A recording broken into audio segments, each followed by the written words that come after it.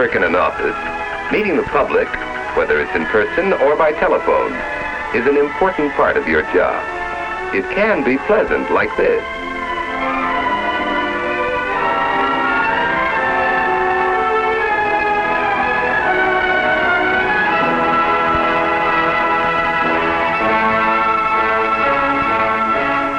Or it can be like this.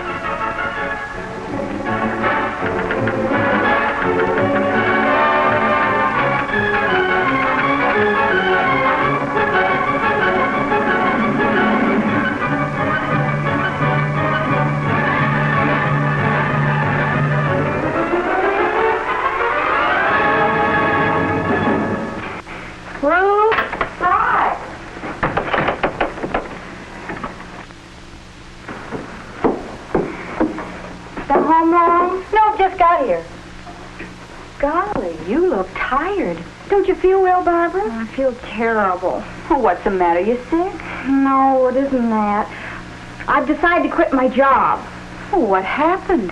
Is it your boss? Oh, no, you know I like him. Well, then the company. No, the company's all right. It isn't that. It's the people that come into the office. They're so rude and inconsiderate. It's just more than I can take day in and day out. Why, meeting people is the thing I like most about my job. I think it's fun having new people come into the office all the time. Well, Oh, the water's boiling. It was as simple as that. For Ruth, meeting the public was pleasant because she enjoyed people and greeted them with a smile. For Barbara, meeting the public was tiresome and unpleasant because her attitude was cold and uncooperative, sometimes even antagonistic. You know, when I first started, I felt like you do, Barb. But I found out how wrong I was. what do you mean? I found out it wasn't really the other people I was seeing. It was a reflection of myself.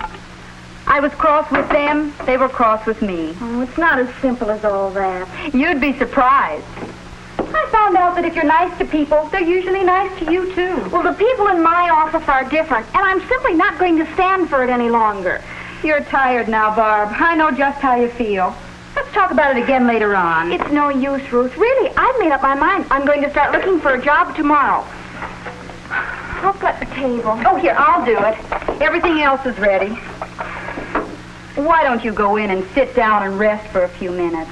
Oh, thanks. I think I will, if you really don't mind. What you need is some good hot food in you to make you feel better. Oh, it's not that, Ruth. I know I'm tired, but it's more than that. A reflection of myself? I don't see how it could be. After all, what do they expect? I've got my work to do. I can't stop and pass the time of day with every person who wants to strike up a conversation.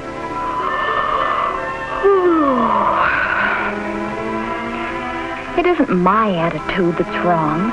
It's the people who come into that office. I'm going to look for another job.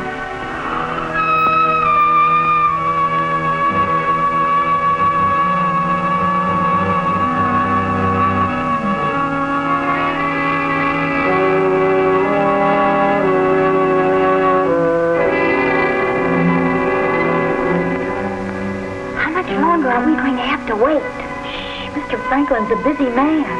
You can't expect to walk right in on him and get a job. I'll bet that secretary's forgotten we're here. Hey, look at all the other people waiting. You see that man? He's one of Mr. Thompson's biggest customers. I have an appointment with Mr. Franklin. Dressed like that? Yeah. Do you? Well, I doubt if he'll be able to see you at all. I see. She's brushing him off as though he were a nobody. I guess his shabby clothes have her fooled. I wish she'd answer that telephone. It makes me nervous to have it ring. Well, come to think of it, I let it ring often enough myself.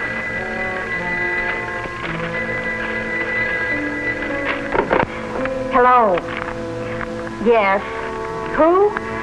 Yes, this is Mr. Franklin's office. No, he's busy. No. No. I don't know who's in charge of that. Oh, yes, I suppose so. If you want to. State 4059. Oh, 95. Well, which is it, 59 or 95? Oh, all right.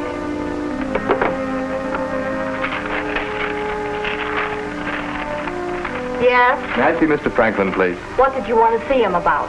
I'd like to discuss that with him, if I may. Is it about a job? No, I represent the Bragdon Company. You selling insurance? We're one of your company's suppliers. Well, I'll see if he'll see you. She should really find out what his business is, but not like that. She should do it tactfully. Well, I guess those questions were kind of blunt. And you'd think she'd know who the Bragdon Company is. Mr. Franklin isn't in. He isn't? I said he isn't in. Thank you. He isn't in?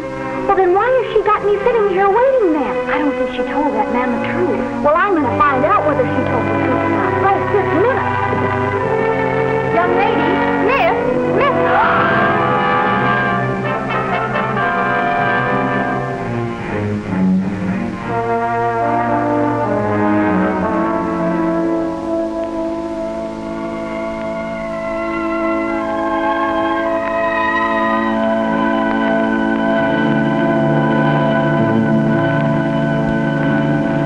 Sorry to wake you, Barb.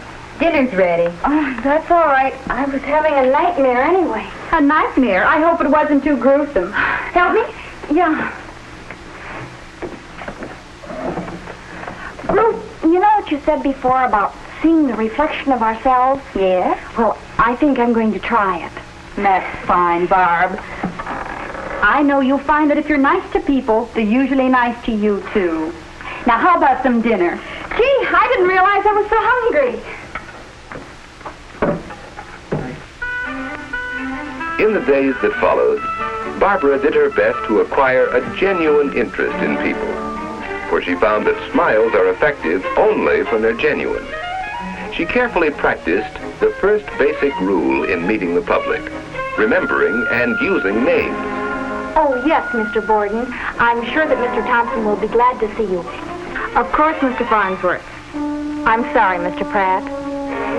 She formed the habit of tactfully getting the name and business of every visitor and of introducing him in a pleasant, gracious manner.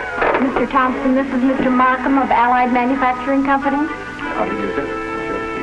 She learned to anticipate Mr. Thompson's needs and have ready for him material he might require during an interview. When it became necessary to interrupt an interview with information from Mr. Thompson, Barbara wrote out the message. It wasn't all easy. She made some mistakes, of course.